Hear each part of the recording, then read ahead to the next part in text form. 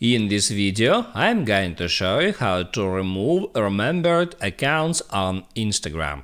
That is quite simple and easy to do, so let's begin. And first, open up your Instagram application, then right there tap Add Profile Picture, and here tap Add Menu icon and select Settings.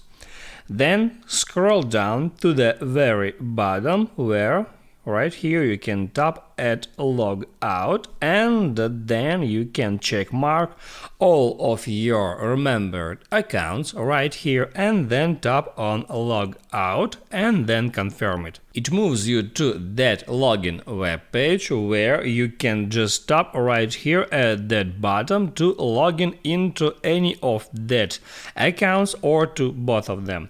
But if you want to delete some accounts, all you have to do is right here tap Add Edit, and then it gives you ability to delete those accounts.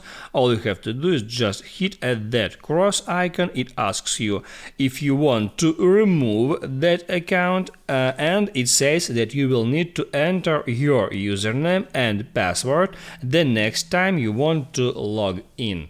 Just hit on Remove to delete those accounts from here.